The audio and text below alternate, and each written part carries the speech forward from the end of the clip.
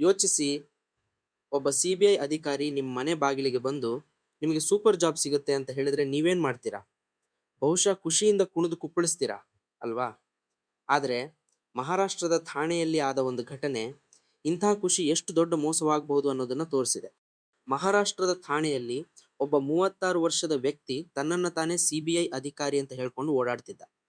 ಇವನ ಮಾತು ಕೇಳಿದ್ರೆ ಯಾರೂ ನಂಬದೇ ಇರಲು ಸಾಧ್ಯವಿರಲಿಲ್ಲ. ದೊಡ್ಡ ದೊಡ್ಡ ಕಂಪನಿಗಳಲ್ಲಿ ಕೆಲಸ ಕೊಡಿಸುವುದಾಗಿ ಜನರಿಗೆ ಆಸೆ ತೋರಿಸ್ತಿದ್ದ. ಅದರಲ್ಲೂ ವಿಶೇಷವಾಗಿ ಒಂದು ಜರ್ಮನ್ ಫರ್ಮ್‌ನಲ್ಲಿ ಕೆಲಸ ಕೊಡಿಸೋದಾಗಿ ಒಬ್ಬ ವ್ಯಕ್ತಿಯಿಂದ ಬರೋಬ್ಬರಿ 12,60,000 ವಸೂಲಿ ಮಾಡಿದ್ದಾನೆ. ನಕಲಿ ಪಾಯಲ್ ಶರ್ಮಾ, ಅನುಜ್ ಕುಮಾರ್, ಶ್ರೀಕಾಂತ್ ದವಪಂತಿ ಹೆಸರಲ್ಲಿ ಜನರಿಗೆ ಫೋನ್ ಮಾಡಿಸಿ ಜಾಬ್ ಇದೆ ಅಂತ ಹೇಳ್ತಿದ್ರು. ಇದು ಕೇವಲ ಉದ್ಯೋಗದ ಆಮಿಷ ಅಷ್ಟೇ ಅಲ್ಲ.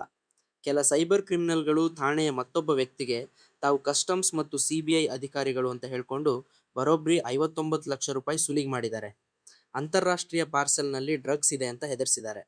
ಮತ್ತು ನೀವು ಜವಾರಿ ಆತ್ಮ ಅನ್ನು ಮೊದಲ ಬಾರಿ ನೋಡ್ತಿದ್ರೆ, ನಿಜ ಜೀವನದ ರೋಚಕ ಕಥೆಗಳು ನಿಮಗೆ ಇಷ್ಟವಾದರೆ ಈಗಲೇ ಸಬ್ಸ್ಕ್ರೈಬ್ ಮಾಡಿ. ಪ್ರತಿದಿನ ಒಂದು ಹೊಸ ವಿಡಿಯೋ. ಇದು ನಮ್ಮ ಜೀವನದ ಅತಿ ದೊಡ್ಡ ತಪ್ಪು ನಿರ್ಧಾರ. ಕನಸುಗಳು ಒಡೆದು ಚೂರಾದವು. ಇದೇ ರೀತಿ ಹಲವು ಜನರನ್ನ ನಕಲಿ CBI ಅಧಿಕಾರಿ ಮೋಸ ಮಾಡಿದ್ದ. ಕಡೆಗೆ ಇಷ್ಟೆಲ್ಲ ಹಣ ಕಳ್ಕೊಂಡ ಮೇಲೆ ಅನುಮಾನ ಬಂದು ಪೊಲೀಸರಿಗೆ ದೂರು ಕೊಟ್ಟಿದ್ದಾರೆ. ಪೊಲೀಸರು ತನಿಖೆ ಶುರು ಮಾಡಿದಾಗ ಈತನ ಅಸಲಿ ಮುಖ ಬಯಲಾಯಿತು. CBI ಅಧಿಕಾರಿ ಅಂತ ಹೇಳಿ ಮೋಸ ಮಾಡ್ತಿದ್ದ ಆ 36 ವರ್ಷದ ವಂಚಕನನ್ನು ಥಾಣೆ ಪೊಲೀಸರು ಅರೆಸ್ಟ್ ಮಾಡಿದ್ದಾರೆ. ಆತ ಇನ್ನೂ ಎಷ್ಟು ಜನರನ್ನ ಮೋಸ ಮಾಡಿರ್ಬೋದು ಅನ್ನೋ ತನಿಖೆ ನಡೀತಿದೆ. ಎಂಥ ಧೈರ್ಯ ಅಲ್ವಾ ಇವ್ರದ್ದು? ಯಾವುದೇ ದೊಡ್ಡ ಹುದ್ದೆ ಇರಲಿ, ಅಧಿಕೃತ ಮಾಹಿತಿ ಇಲ್ಲದೆ ಹಣ ಕೇಳಿದರೆ ಒಂದು ಕ್ಷಣ ಯೋಚಿಸಿ.